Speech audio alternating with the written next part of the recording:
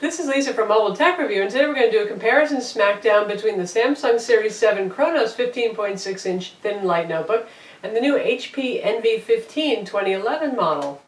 Both feature quad-core Core i7 CPUs and dedicated graphics, and they offer quite a lot of performance in a 15-inch package, so the decision can be hard.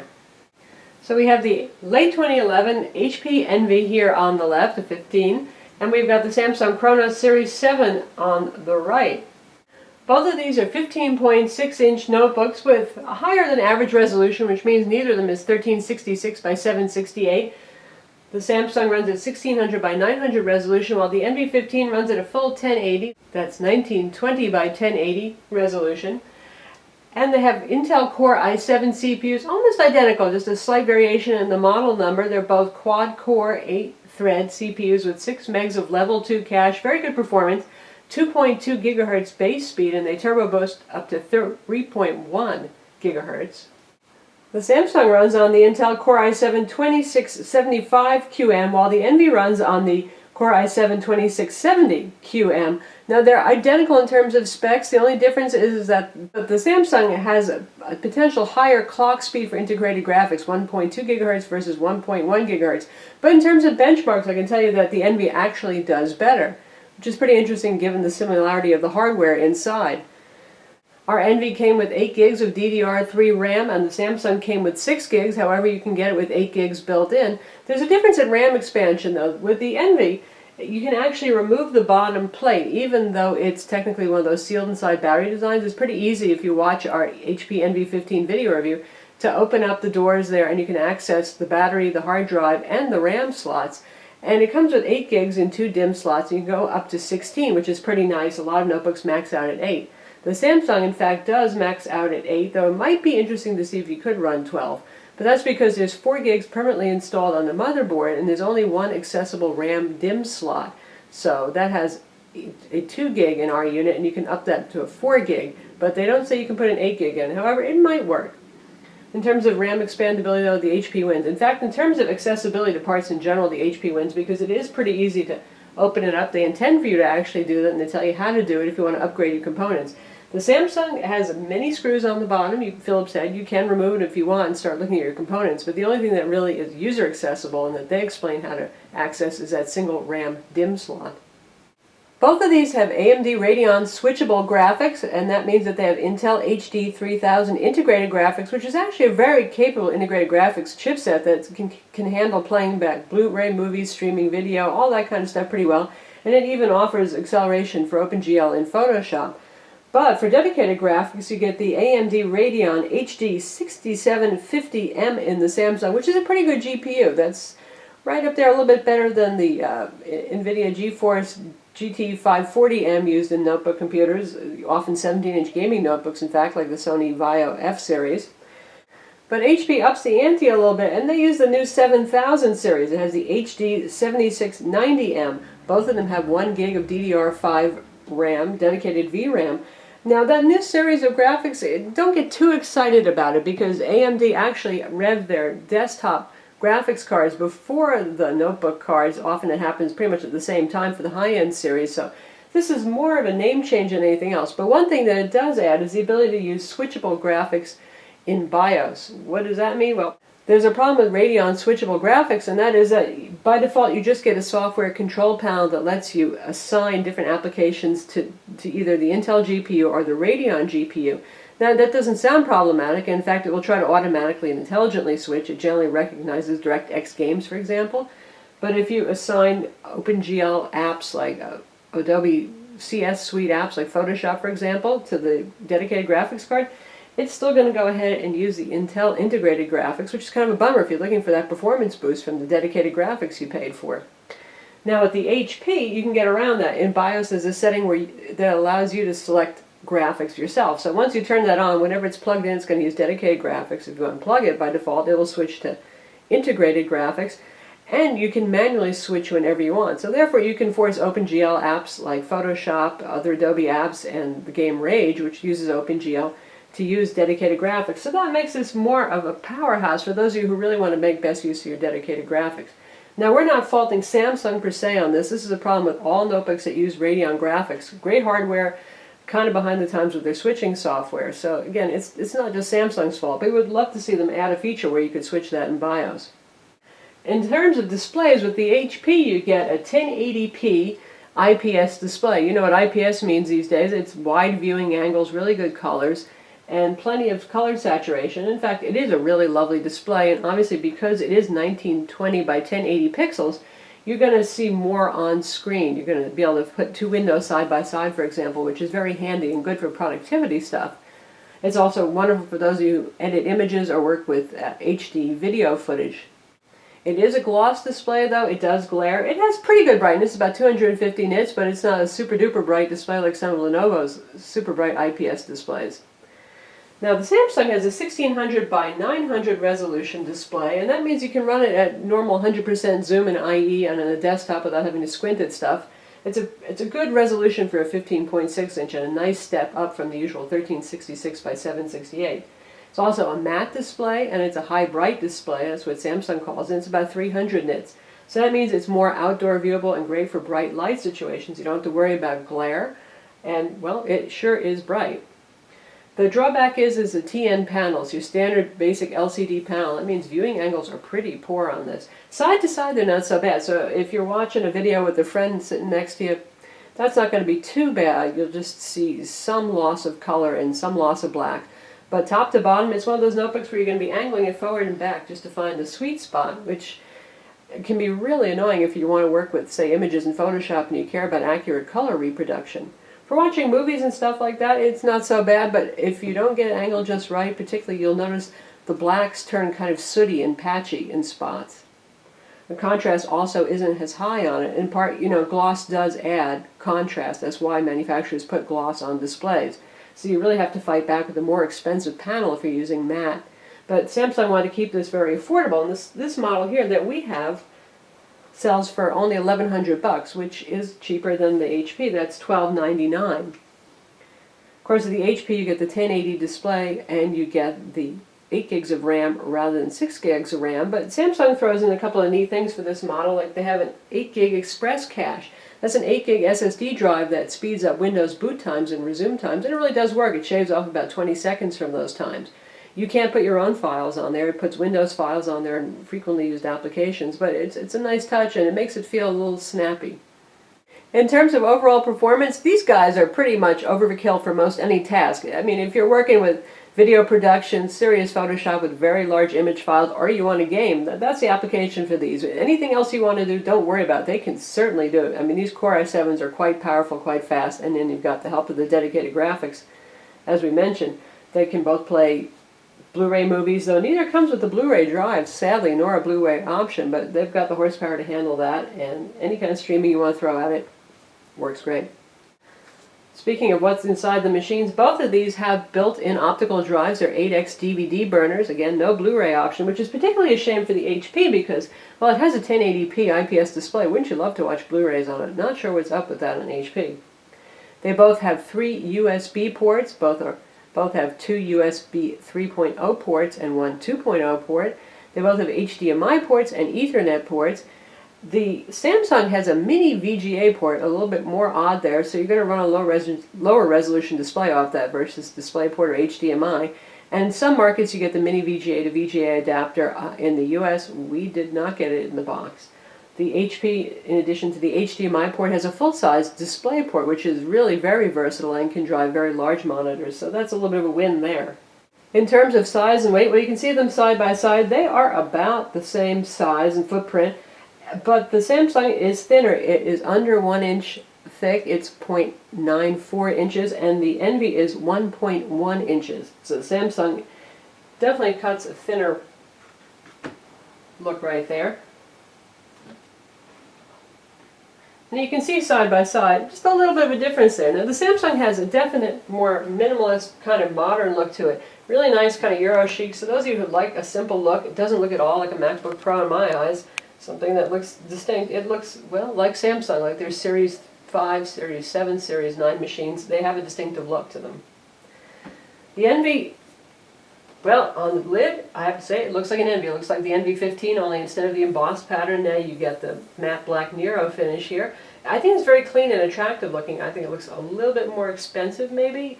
It also uses metal everywhere. Bottom, top, everything is aluminum panels here, and you've got a magnesium alloy frame.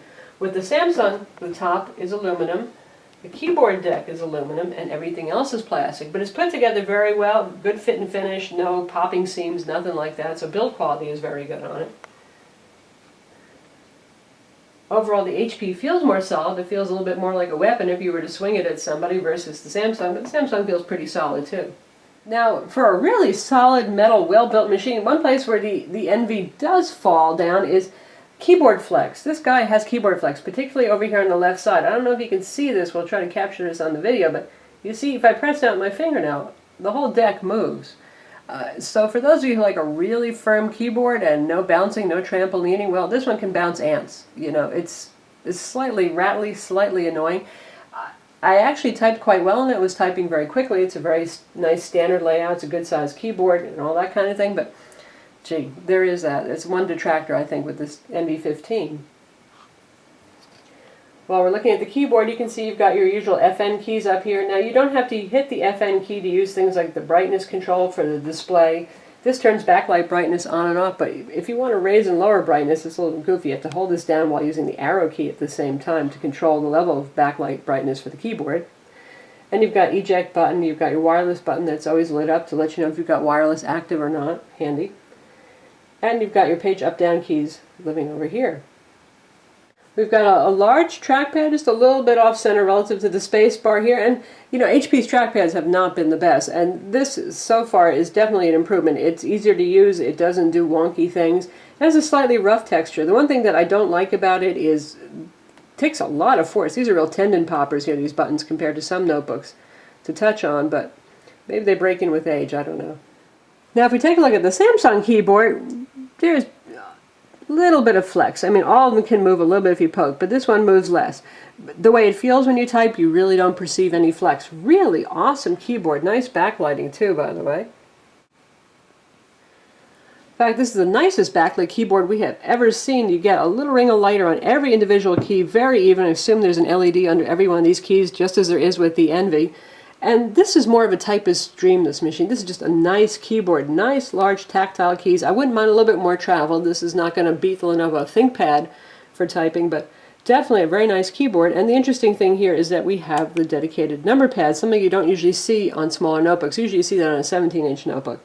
And that's pretty handy, and you've got your arrow keys all set up here, so very nice job with that layout, but in practice it's also slightly awkward. You notice how the trackpad's set off way to the left to keep you centered with the main keys of the keyboard, so you're kind of hanging off the left a little bit when you're typing and tend to overreach easily and hit some of these keys until you get adjusted to it. But once you do, it's a pretty nice keyboard. Trackpad's also oversized, and again it's one of those technically buttonless ones like that, like the HP. The whole thing clicks if you press down. Very smooth, very nice. The only thing I didn't like about this is that tap dragging was turned on by default, so I was accidentally dragging folders into other folders all the time. Maddening. You can turn that feature off once you do. Nice trackpad, works better than the HP's, I would say. All in all, given the keyboard and the trackpad and how quiet this guy runs on battery power, very quiet, this is definitely a good productivity machine. If you're looking at something more for business and for school, great choice. Thanks to the keyboard, the trackpad, cool, quiet running. Now speaking of cool and quiet, both of these machines stay relatively cool. These are not lap burners like the original Envy or even the MacBook Pro tends to get very hot on the underside if you're doing something reasonably demanding like streaming some flash video or something like that. The keyboard decks stay cool, the wrist rest area stays cool. HP gets just vaguely, slightly, you might notice it a little bit warm here. This is where the hard drive is. This is where the Samsung hard drive is, I can tell just from the temperature, and it also gets just a little bit warm. It'll never bother you. On the underside, both of them have most of the heat in the center directly below where my hand is, and neither of them gets lap burning hot. Now, the Samsung runs quieter, but there's a reason for that. They're running the fan less aggressively than HP. HP likes to have aggressive fan speeds, and we notice this even on the original Envy. It sounds louder, but that's because the fan's working hard to keep your CPUs cooler. On average, when doing productivity tasks, our HP runs at around 37 degrees centigrade for the CPUs, which is extremely cool, really.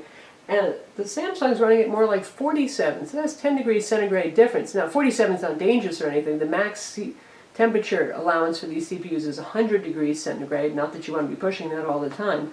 So we're not saying the Samsung's going to burn out anytime soon, but cooler temperatures often do mean a longer lived product. So it's really a trade-off. Do you want a quieter machine, or do you want one that runs the CPUs even cooler? It's two different philosophies of operation. Of course, with both of these you can manipulate the fan settings too and control them in terms of performance relative to temperature and fan speed. When they're plugged in, they both get louder. That's standard for notebooks. They're going to run a little bit faster and they're going to run a little bit hotter. Neither of them is obnoxiously loud when plugged in and doing productivity tasks. If you're going to do something like streaming video for a half an hour or more, especially flash video, which is more CPU intensive and GPU intensive, depending on whether you're running that dedicated graphics card or not, or if you're playing games, they both will kick up the fan pretty audibly. Now, neither of them is going to sound like a vacuum cleaner, but the Envy is a little bit louder, but they both have plenty of volume there. But that's only fair. You're playing a 3D game, something like Skyrim, well, it's got to keep itself cool. In terms of battery life, both of these do surprisingly well for machines that basically have the power of a 17-inch gaming desktop inside. The Envy runs about 5 to 5.5 hours on a charge. That's using Intel integrated graphics and doing productivity tasks, or also for playing video that's stored on the hard drive. Say you've got some movie DVD rips that you've got on the hard drive. You can play through it, like 5 hours or so. The Samsung lasts about a half hour longer on a charge, though. In terms of the power bricks and how that figures into portability, sure, they do count. The Samsung has a fairly normal size power brick here. It's reasonably compact, not too heavy, and it's a 90 watt. HP goes with the big old 120 watt one. That's a pretty big one. It's not any thicker, in fact it's slightly thinner. Now this may be smaller than the power brick that came with the original NV15 in 2009. That one was about the size of a Nintendo Wii. But this is still pretty big. Now let's check out port arrangements for convenience. The Samsung is a right-handed person's dream. Puts most all of the ports here on the left-hand side.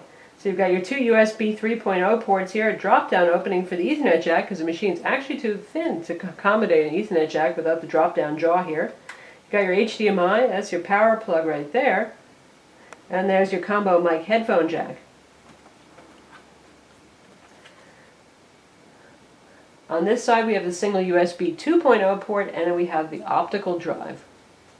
Now the Envy has a couple more ports, but still they kind of just throw ports everywhere, you know.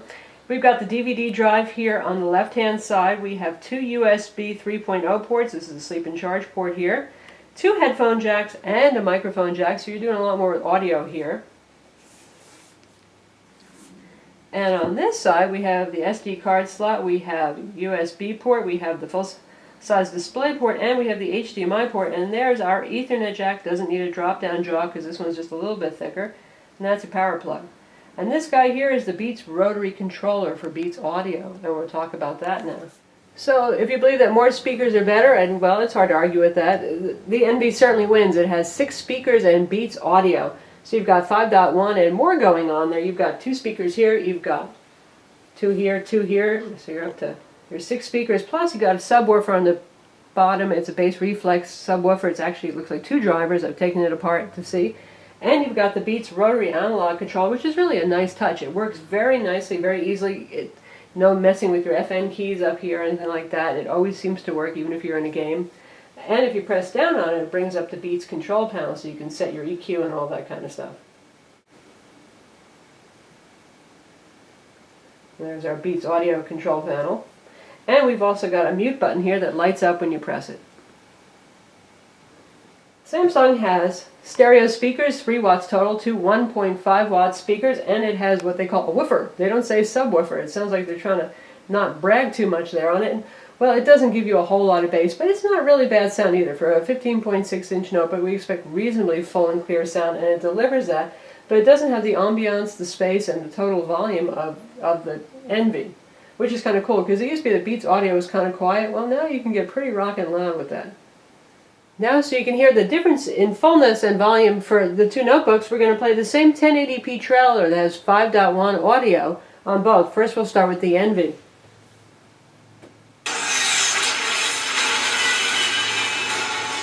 Certainly pretty loud, pretty full. Day 1001. See how natural and full his voice sounds. It's very nice. My name is Robert Neville. I'm a survivor living in New York City. Good quality audio, definitely I'm nice sounding. broadcasting on all AM frequencies. Now we have the volume on max there. We're going to have the volume on max on the Samsung, and we're going to play the same movie trailer for you again so you can hear the difference.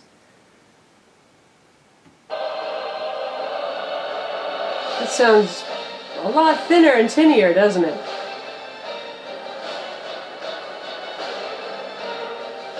So, 6 speakers and Beats audio for the win. But the Samsung does have pretty good volume, it just doesn't have nearly the same fullness.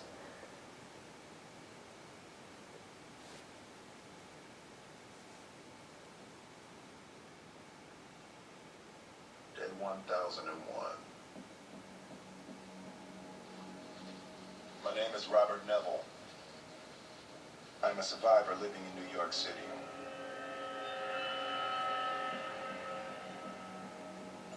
I am broadcasting on all AM. When it comes to gaming, with the latest 3D games you can watch, our gaming demo videos of both of these machines, they're both very capable.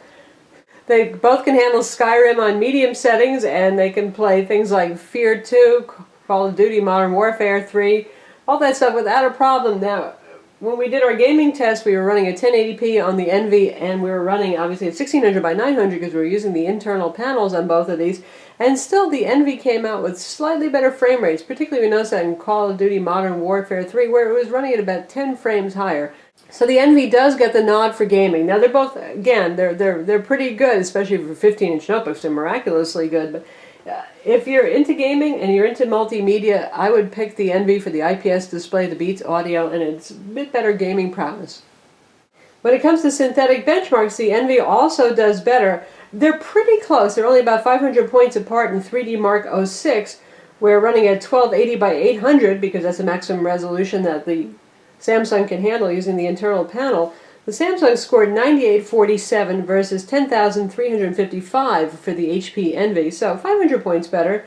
That's something to talk about, but not a huge difference. Now, when it comes to PC Mark Vantage, and this is the interesting part, and we assigned PC Mark Vantage and all of its associated apps and IE to run in high-performance graphics mode, but it still came in slower at 7469, which is a reasonable score, actually. But compared to the Envy, that managed a score of 9247 versus the Samsung 7469. Both of them running on dedicated graphics, as far as anybody can tell, thanks to that weird AMD switching thing, but definitely said it was assigned to that on the Samsung. Now, if you run the Envy with integrated graphics, it still scores 8764, which is still above the Samsung Series 7. So, for those of you who care a lot about synthetic benchmarks, well, the Envy, again, is going to be the winner there. So that's our Smackdown comparison of the HP NV15 late 2011 model on the left and the Samsung Series 7 Chronos model on the right. Both are available now. They've just both started shipping, so they're a little bit hard to find in stores, but if you look, you can find them. The Envy sells for $12.99, the model that we have with the 1080p IPS display. They both have 750 gigs, 7200 RPM hard drives, by the way, Wi-Fi and Bluetooth as well. And the Samsung, our model sells for $1,100, but if you go with 8 gigs of RAM, you're going to pay about $12.50. If you want Windows 7 Professional 64-bit, you're going to pay a little bit more for that. So if just by upping the memory there, you're getting pretty close to the same price range. So I say you're getting more machine for your money with the Envy, but you're getting better portability and a better keyboard and trackpad with the Samsung. So again, if you're looking to use this for school productivity business use, the Samsung still is a nice choice in terms of its slimness, great keyboard and great mouse. If you're looking more for gaming, multimedia, that kind of thing, then definitely the Envy is the one to pick. Likewise, if you're looking at gaming, they both can handle it, but the Envy gets the win for the better audio, the nicer display, and the faster performance. I'm Lisa from Mobile Tech Review. Don't forget to watch both video reviews of these devices and to visit our website to read the full reviews.